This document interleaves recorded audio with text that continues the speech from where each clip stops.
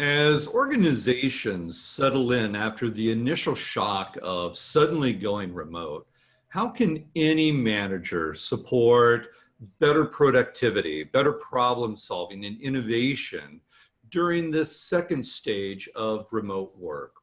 We'll discuss this question today and look more broadly at tools for working and winning remotely. And we'd like to welcome you to Leadership Matters, the vlog where we discuss big issues of the day by interviewing some of the leading thinkers from around the world.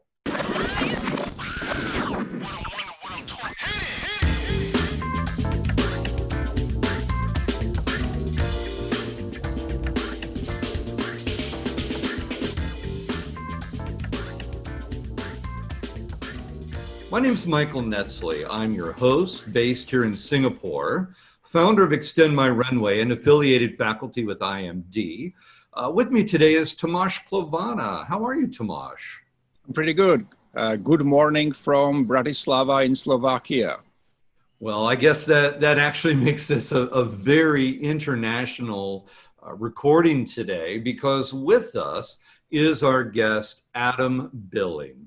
Adam is located in London, and he is the founder of Treehouse Innovation, a London-based consultancy that focuses on design, innovation, design thinking, cross-border collaboration.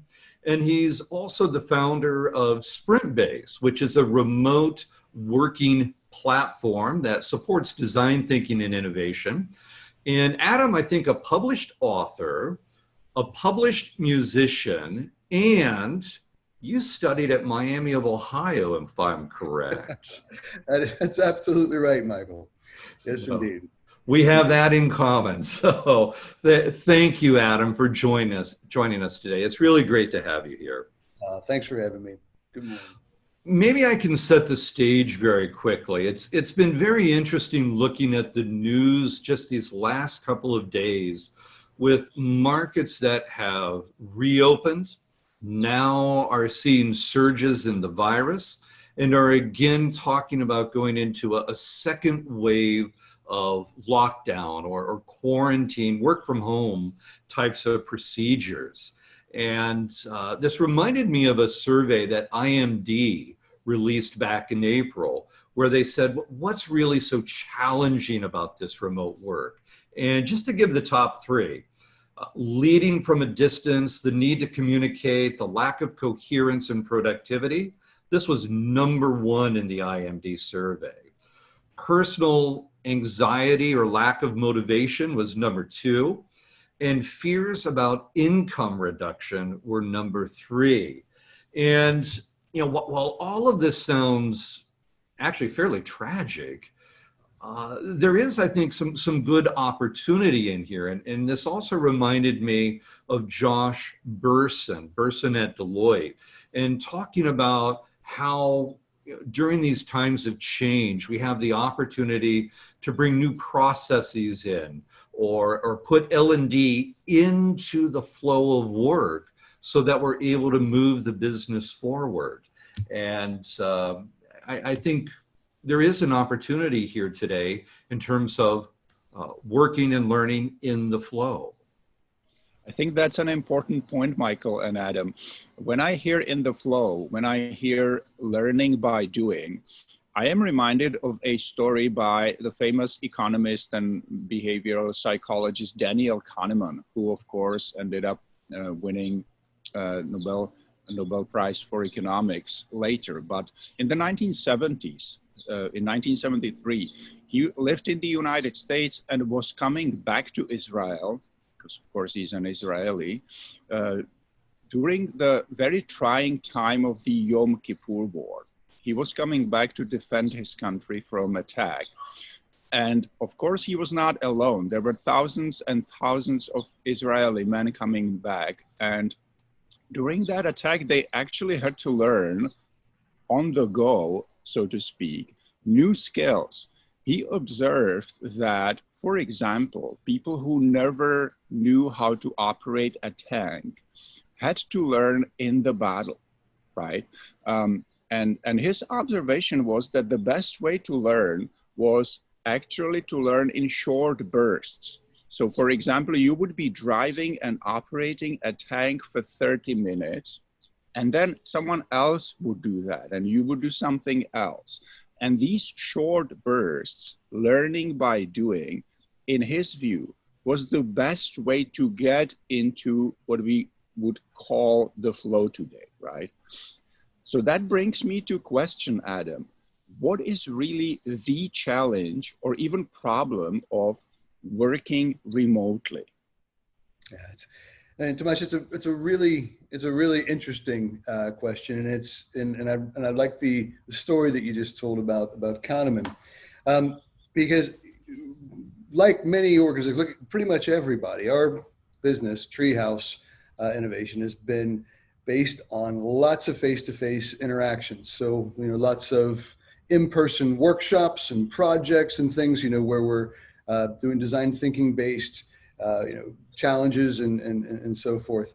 And I think the biggest problem has been taking those face-to-face experiences that we're used to having when we're doing remote work, whether it's learning or problem solving, and trying to replicate them sort of directly in a remote context. So what does that look like? That looks like if we've got a 5 straight hours where we're working together in person, well, let's just do 5 straight hours online. And we've all experienced it, Zoom fatigue. People can't really engage in this sort of format for that kind of time. So, it's that trying to replicate it directly, and it doesn't just lead to the fatigue, but you also miss out on what I think Kahneman in part was talking about, which is some of that, when you use those short bursts, so synchronous working all together for a short focused period of time, but then allowing some time for reflection, some time for asynchronous work, actually brings around a lot of benefits. So what we're seeing when we go remote, to do it effectively, it is more about short bursts than it is those long slog experiences. And I really like that, Adam, as you described, because you use the word experience. And sitting over here in Asia, and I look at what's happening with remote work, I came to the conclusion that, if you can increase your energy and dynamism, but people are still passively sitting in front of a screen. Yep. You improve your background. People are still sitting in front of a screen. You can add a poll, but that does not change the fact that you've got people sitting in front of a screen. It's almost like we need a better way, because we're trying to force a square peg into a round hole. Adam, can you share perhaps 1 or 2 specific examples? Do you have any favorite examples of how companies are using remote tools to overcome the problems we have just talked about? Yeah, absolutely, and we'd be happy to. And Michael, the notion of the square peg in the round hole, I do fundamentally agree, but I would also say that there's kind of another side to it. I think what we've learned, I mean, just for a bit of background, we started taking our innovation projects and workshops online a few years ago when we developed that sprintbase platform that you mentioned. So I think we've been kind of at this for a little bit longer than a lot of other folks, and we've learned a ton over that period of time. We made loads of mistakes is really how that learning has happened. But I think a lot of the time, especially in the early days, we were trying to put that square peg into that round hole until finally we stopped and said, okay, what do we need to do? Not to just try to replicate these experiences that we're used to doing face-to-face, but what are some of the advantages actually of going remote that we could try to tap into? And this is things like being able, some of this is obvious, right? If you're putting together a problem solving team, you can bring them together from anywhere in the world, right? You can get the right people, even if it's just for a short period of time. So a project team could be in flux as you're going through a design process. That's a huge benefit. And then also that notion of really relying on asynchronous working. And that's probably been the biggest sort of aha for us as far as where there's a real advantage, which is in face-to-face, you've got, imagine a brainstorm, some place we've all been where you're lots of ideas going up on a board, and where there's a lot of magic in that, and ideas colliding, and there's some great energy, and it's its own kind of creative approach. But the kind of downside to that is groupthink can settle in sometimes. The loudest voices prevail. I mean, extroverts will tend to thrive and dominate sometimes in those kinds of scenarios. When you go to an asynchronous mode where individuals are able to go off, reflect, some of those introverted styles can really come to life, and you'll see creativity of a different variety coming out of that team. And what we've seen time and again is that leads to greater diversity of input. You've got people who would not have contributed or been able to contribute in that way, doing some really amazing things. So the sum impact that team is able to make by shifting between those modes, we've seen it consistently increase. And we've been hearing that from a lot of different groups who've been running things in this way. For me, you just very briefly, you also raised a really important point, because here in Southeast Asia, I sit amongst high power distance cultures. So the problem we get over here is the classic hippo, the highest paid person's opinion, and all of that other work doesn't matter very much at that point. I like that. This actually reminded me, Michael, you and I both have experience in leading teams, but also in leadership development and teaching students, right? And what Adam is saying is that we really need to pay attention to various modes of work and various modes of excellence. So for example, some students are really great at discussing things, but if you were to just judge them based on their class activity, you would miss an entire dimension. For example, their writing. Some might be shy, but it would be a mistake to judge them based on their class activity or inactivity, because their papers might be really great. And this is almost like the same thing in the workplace. It's just a different way of contributing to the organization. Am I hearing you correctly, Adam? Absolutely. It's a very point very well made. And in one other build on that too, when we think about how, out of a lockdown context, but still within a remote team context where people are, let's say, able to go into the workplace, but those workplaces might be scattered all over the globe for a given team.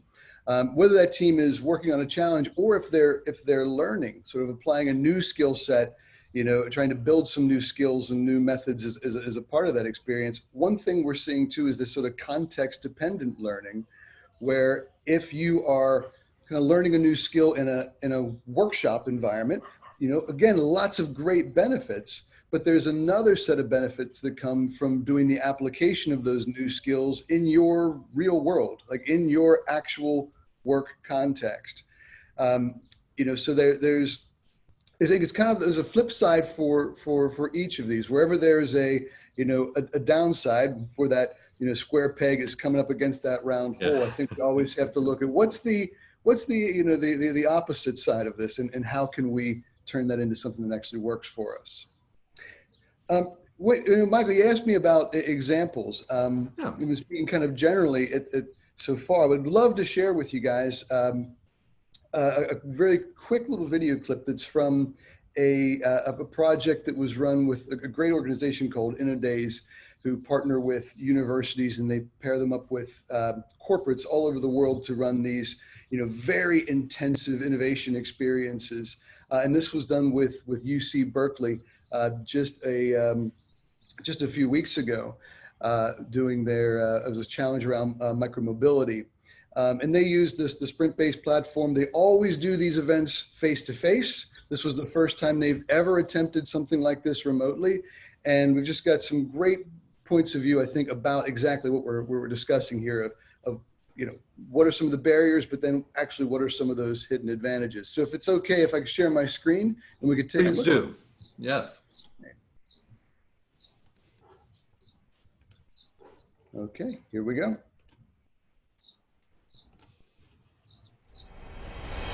The highlight is the fact that we've managed to do this at all with 80 people from 4 different continents, speaking different languages in lots of different time zones, using different digital tools. A lot of people working together for the very first time. It's amazing to see what we actually produced in that time frame, and the ideas that have come out are fantastic.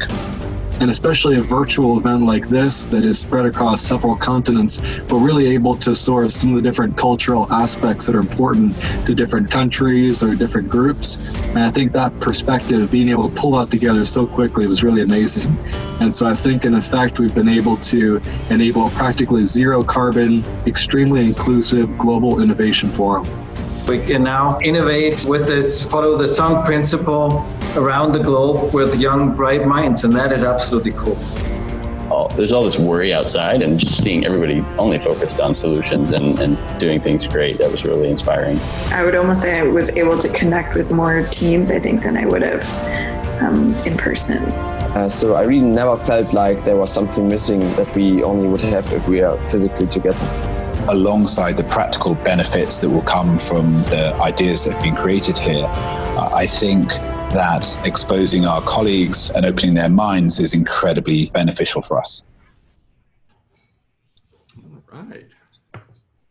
So Adam, what in your experience has been easiest and hardest for people as they adopt remote tools? That's a great question. I think the easiest thing, and this has been kind of a surprise, frankly, is how easy we've seen with a lot of the sort of corporate colleagues and clients that we work with to drop some of the trappings of professionalism and appearance to adopt these kind of much more informal, natural ways of interacting. So, it's now not at all uncommon to be talking to a high-powered executive. It might be, in their pajamas with kids crawling all over them, and I think the impact of that, by and large, has been pretty positive. We've had, a lot of people talking about how, you get more authentic experiences and interaction with people, because you're kind of getting this window into their real life, which I think there's some real positivity around that. As far as the hardest thing, I mean, there's, a lot of challenges that are kind of on the surface of, adopting new technologies, just kind of getting over some of the awkwardness and the fatigue we mentioned, new dynamics, how to do certain things work, when should my camera be on and off, but I think those are things that by and large people are working through. I think one of the biggest challenges though, really, especially when you start adopting a synchronous and asynchronous kind of modes, you've got the synchronous area is great because you can keep everyone together, what everyone's doing. But the moment we go asynchronous and individuals are working independently, there's that challenge of how do we keep them on track? How do we keep them aligned, making sure they're doing the right thing? They're locked in with the group still, even though we're not together. And we've seen lots of different approaches, different tools to trying to solve that problem. And I think that point is a really good transition, Adam, because as a final question, I wanted to ask you about managers. Now, full disclosure to anybody who's watching, I am a certified coach with sprintbase and have been pretty openly in love with this platform that you've built, Adam.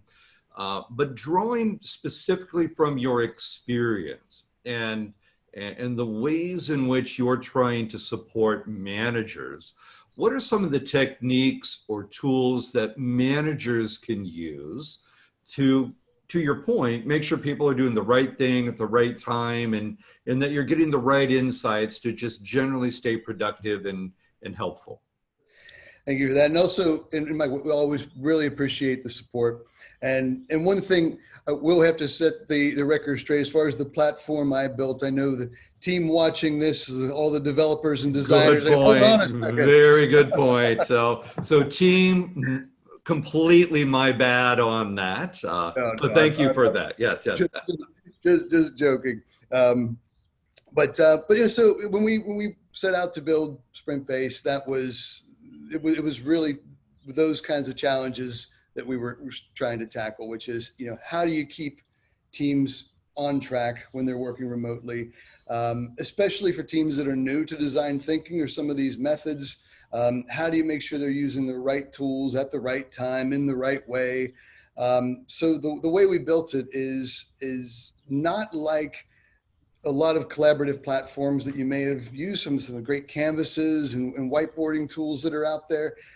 This is a bit different because it's got a built-in process structure, and there's a workflow that teams are guided through sort of step by step. And at each stage they have the sort of what to do when instruction. They've got the tools and the templates they need just at that time, whether it's conducting their field research or generating ideas or creating prototypes.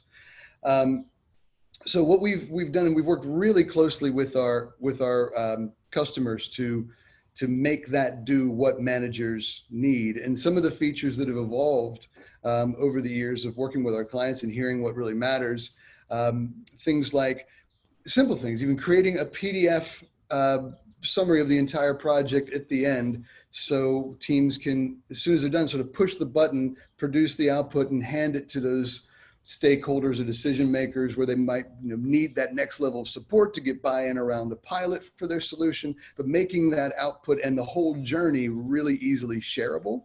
So that was something that we heard. We implemented analytics not long ago, which is just really looking at from a team level as well as an individual level. It just gives a snapshot of how we're performing, sort of like in a very quantitative level, sort of, how many prototypes have we created? How many of ideas or insights have been captured? Okay. And we've heard that that's been really useful for managers to not so much monitor performance, but to have a sense of, who's engaging, and maybe if there are some dynamics in the team that, maybe when someone's over engaging or someone may be struggling, they can go in and kind of give that support where it's needed. Okay, great. Well, I could talk all day about this. And I guess in my own language, I would really describe sprint-base as being a thoroughbred. It's built to take you through that problem solving or innovation process, and it does it really, really well. So a hat tip to the team and you for building such a beautiful tool. But obviously I've had some experience with it. Folks might like to have their own experience with sprint-base. Is there anything coming up where they might be able to interact more closely? Absolutely, yes. On the 9th of July, so right around the corner, we're going to be running 2 90-minute sessions at different times. So depending on the time zone, there's hopefully one will work for you. I think one's 9 a.m. in UK time and the other's 4 p.m. UK time. And it's a 90-minute jumpstart, which basically gives you a kind of multi-week design experience. So you're basically dropped into a live innovation project, and you're able to see kind of how the team works. You're able to interact. So it's kind of an interactive sort of case study experience. So in the end of it, you'll walk away with a really clear understanding of how the platform would work over a longer project, but also some tips around doing design thinking remotely and just getting the most out of remote teams. Fantastic. Well, we will make sure that that link is in the show notes and any of the video descriptions so everybody can find it. Adam? Would just want to say, Michael, just so everyone knows, for your viewers here, we've got a promo code, which is just Jumpstart, which is when you go to Eventbrite and register for this, we'll give you a free ticket for that. So don't forget the promo code. Free promo codes are beautiful things. Thank you. Well, perhaps on behalf of Tomasz and myself, Adam, it's really been a pleasure having you here today. And I love the InnoDays example. I think that's a beautiful, beautiful illustration of some of the great things that we can do remotely. So thank you for joining us, and thank you so much for sharing. Great, thank you. So pleasure to be here. Tomasz, Michael, thank you very much, guys. Thank you for your insights. Bye-bye. Thank you.